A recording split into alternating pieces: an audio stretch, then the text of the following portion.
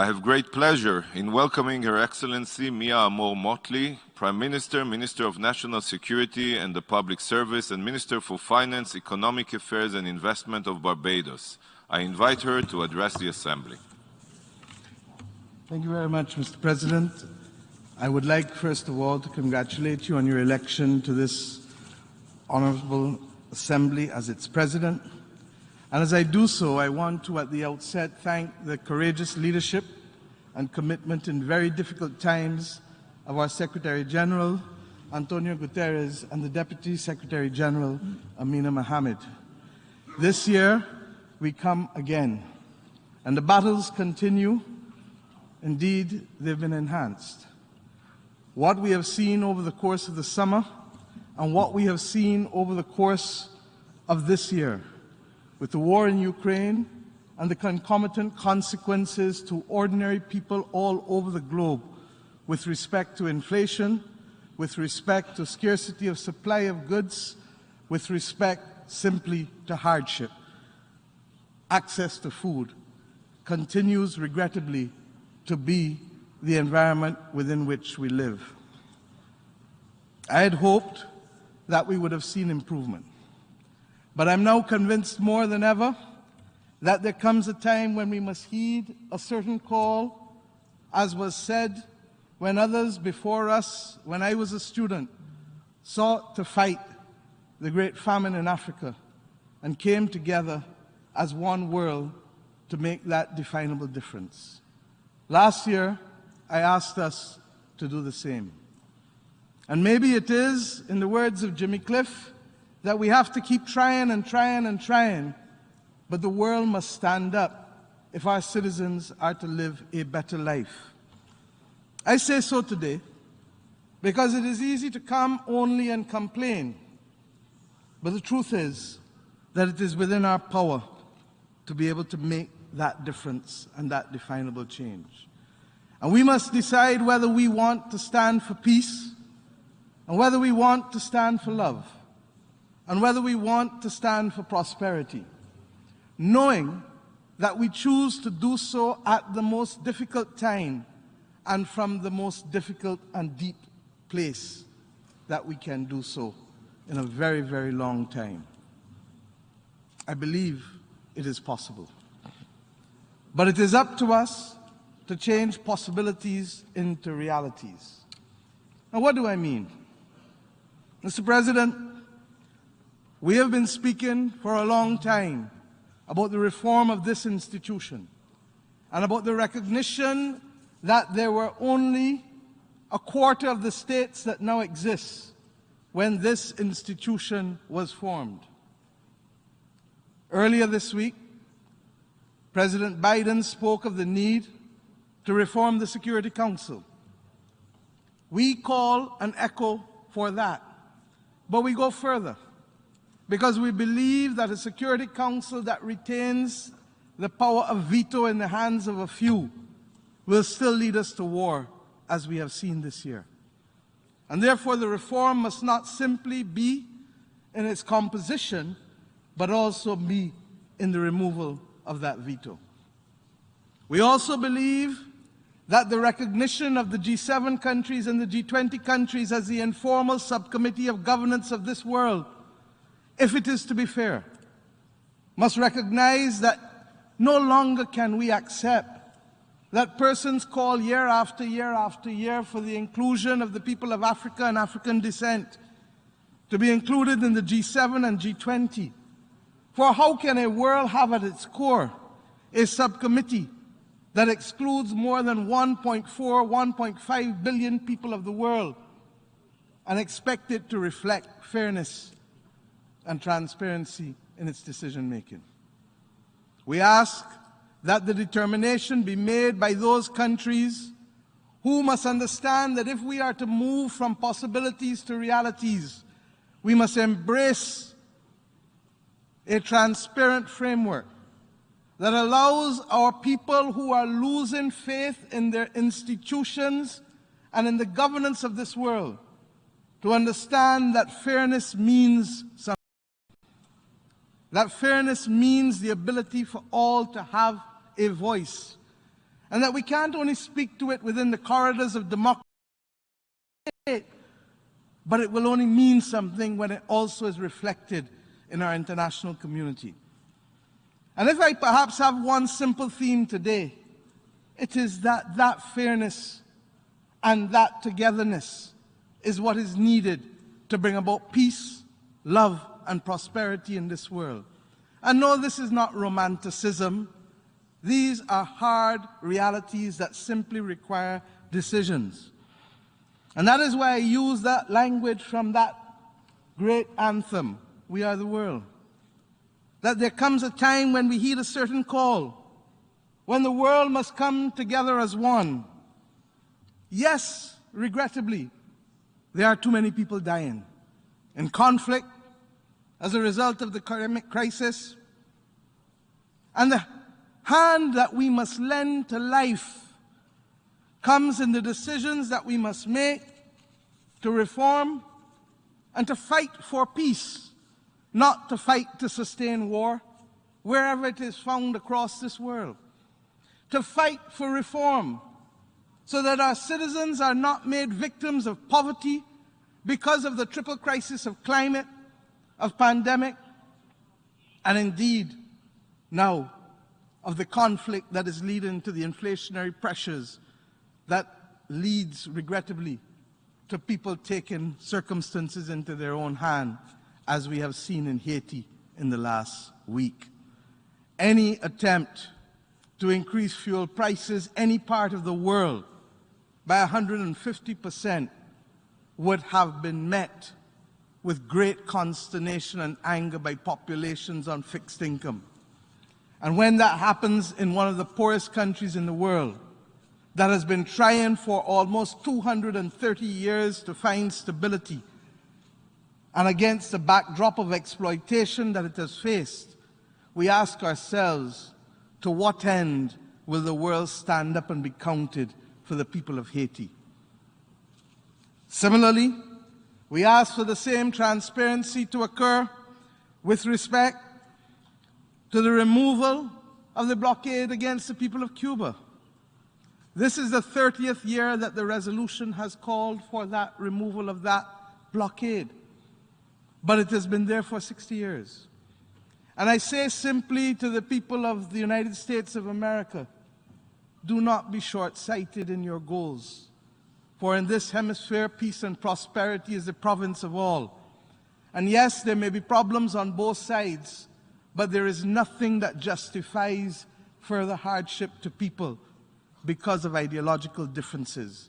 And if there are human rights differences, let us resolve them, as we have chosen to do with mightier countries across the world without the imposition of sanctions. Fairness and transparency demand it of us.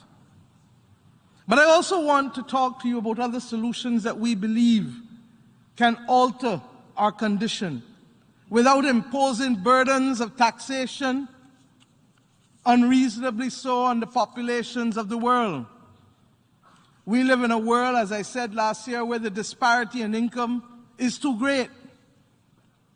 And we live in a world where some are even benefiting from the crises disproportionately and egregiously.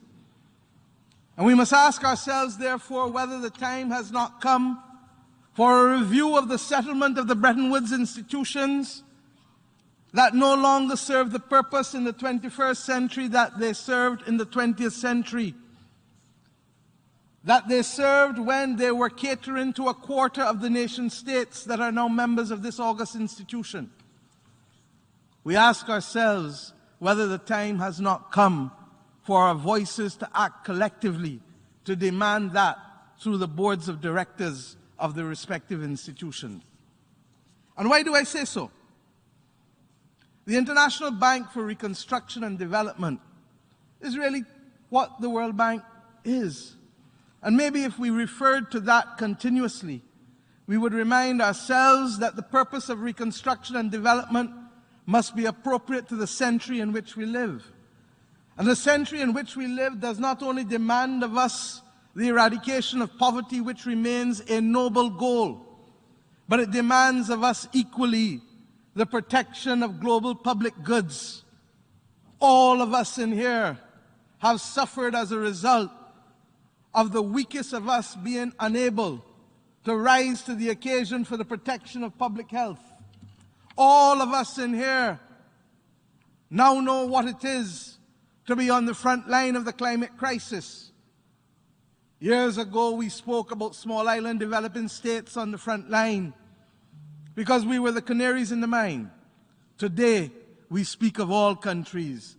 And this hot, hot summer, with wildfires from California, to heat waves in North America and Europe, to waterways in Europe being prohibited from the ability of vessels to traverse it, to floods in China, and above all else, the apocalyptic floods in Pakistan, for which our heart goes out to the people of that country. It simply cannot continue. And any attempt to deny that the climate crisis has man-made origins is an attempt to delude ourselves and to admit that we want to be accomplices in the continued death and loss and damage that ensues to the people who are the victims of it. Our people demand better of us. We believe today that the most appropriate place to deal with global public goods is in fact the World Bank Group. And I'll speak more to this tomorrow, but I want to simply say that if companies, multinational companies, have contributed to the global public risk or benefit from the solutions for global public goods, then they ought to contribute to their resolution through a percentage, a small percentage of their profits, funding the needs of countries, whether it is in the issue of climate, stability and resilience and adaptation, whether it is for the protection of biodiversity both on land and in our waters, whether it is for the protection of public health against the next pandemic, the slow motion pandemic of antimicrobial resistance or others that we have not even contemplated, or the provision of education for each of our citizens, because to remain on this earth without the benefit of education is to be sentenced to life imprisonment from a young age. Or access to electricity, as 600 million people in Africa do without it. Or the equivalent to the right to knowledge and prosperity in our age, that is, access to broadband. And of course, as I said to Congress last week, believe it or not, the right to a bank account, because countries across the world are being denied the right to access correspondent banking and leaving their citizens and their economies to function as financial pariahs in a world that is supposed to be globally interdependent for the movement of capital.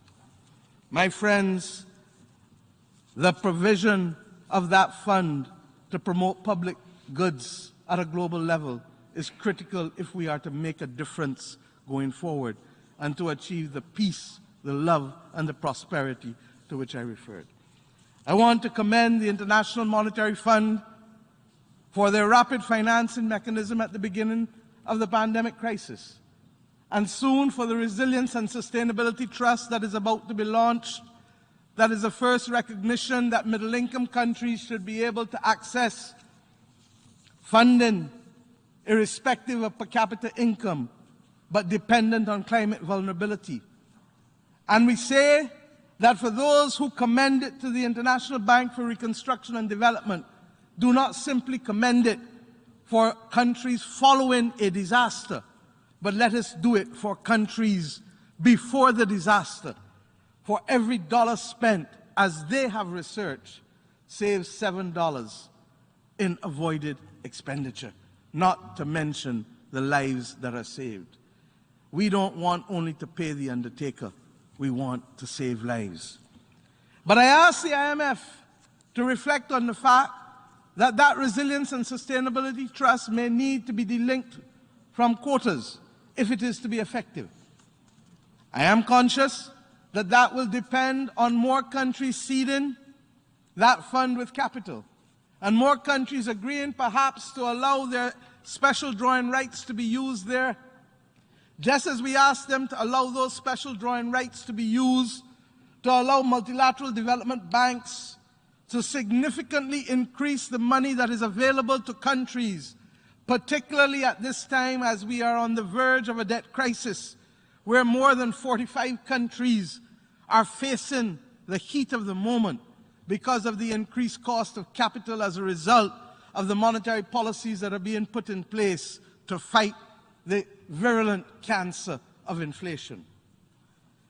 I say now that we want to thank those countries that have come together to help us continue for the financing of sustainable development goals.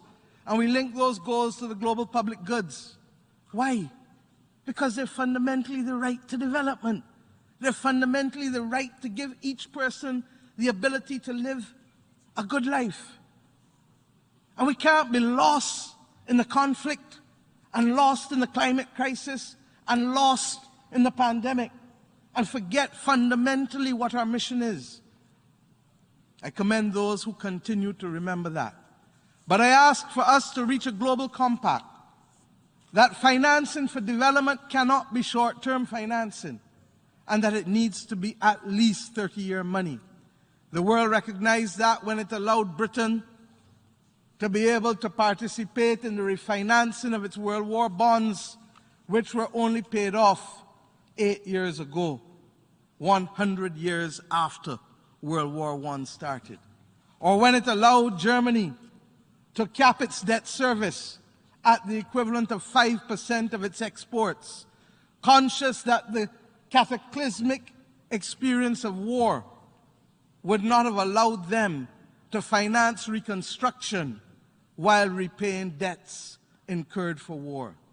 My friends, we are no different today. We have incurred debts for COVID. We have incurred debts for climate. And we have incurred debts now in order to fight this difficult moment with the inflationary crisis and with the absence of certainty of supply of goods. Why, therefore, must the developing world now seek to find money within 7 to 10 years when others had the benefit of longer tenors to repay their money? I want finally to deal with the issue very quickly and to suggest to you that all of these things have been the subject not just of idle thought or arbitrary comment on our part. We had the good fortune of collecting in Barbados a large number of persons from civil society and academia at the beginning of August, end of July. And we settled on what we have come to call the Bridgetown Agenda, because we believe it to be a Bridgetown agenda for peace, a Bridgetown agenda for prosperity, a Bridgetown agenda inspired by love of humanity. And it is that agenda that speaks to the reform of the Bretton Woods architecture.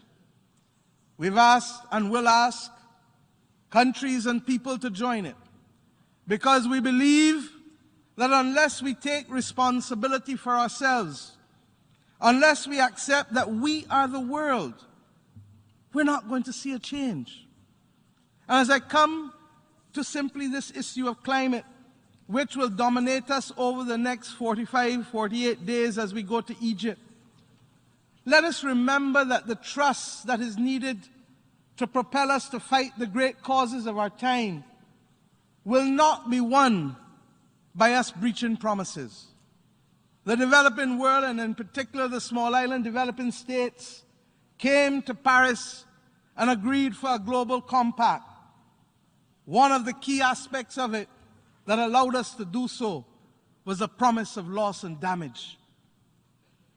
Today, the people of Guadeloupe and Puerto Rico, and yesterday Turks and Caicos, and little do we know what will happen with Bermuda, face the difficulty of disruption by Hurricane Fiona. Today, this morning, I received news about difficulties for our own natural gas supply in my own country, and I suspect others in this part of the world, because of the facilities, the installations that have been affected out of Puerto Rico for access to natural gas. This comes at a time when access to that commodity has already been affected by the war in Ukraine and the decision by Russia to cease supply to Europe. When we match this with the reality that we have not planned in granular form how we will have the capacity to meet the commitments that we have made for net zero, and I'm a big defender of net zero, as you know, then I see trouble ahead of us, and we must pause and get it right. Our small states are making commitments that the world wants to hear. But when those commitments are undermined by the inability to supply the electric cars or the batteries necessary to sustain renewable energy, then we know we have a problem. And that is why natural gas has been viewed as a bridge to clean energy. But when the access to natural gas itself is also affected, you better understand why emerging market countries in the Caribbean and in Africa, and the Caribbean including my own, have determined that we cannot abandon access to our own natural gas resources until we are assured that we have the capacity to sustain our populations. This is where the rubber meets the ground. And I ask us today to recognize that those commitments on loss and damage and that granular detail that matches commitment to capacity are absolutely critical if we are to make serious progress in saving our world. And we know that our world needs to be saved. My friends, I want to salute Denmark for its commitment on Tuesday to be able to propose $13 million to a loss and damage fund, for it represents the first acknowledgement by a North Atlantic country that there is a justifiable need and justice in the demand for this loss and damage claim. And I ask us to recommit ourselves in the big matters, but recognize that if we don't speak truth to our population, and if we don't explain and have the mature conversations rather than to rely on the headlines and the sound bites, we will find a disconnect between those who are governed and those who are governing. And therefore, let us to the task move with dispatch, not for sound bites, but for difficult conversations to secure the peace of this world, to secure the prosperity of our people, and to underpin it with a love for humanity, which is what the original purpose of this organization was formed to do. And in the words of that song again, let us lend a hand to life, for it is the greatest gift of all. And we can't pretend day by day that someone somewhere else is going to make that change. This is our family. This is our world, and this is our time to make that defining difference.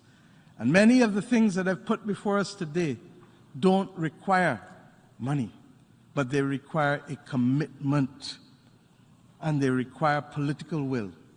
And with the power of the pen, we can impose natural disaster and pandemic clauses in our debt. With the power of the pen, we can change the capital that is available to multilateral development banks that will remove the barriers that currently exist for us to fight poverty. With those commitments, we can make a difference in today's world. And let us do so recognizing that a world that reflects an imperialistic order and hypocrisy and lack of transparency will not achieve that mission, but one that gives us freedom, transparency, and a level playing field will make that definable difference. Thank you very much.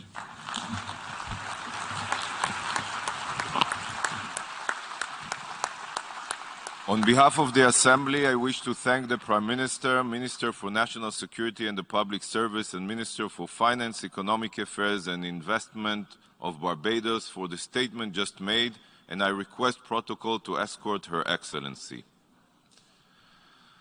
We have heard the last speaker for this meeting. The 9th plenary meeting to continue with the general debate will begin at 3 p.m. The meeting is adjourned.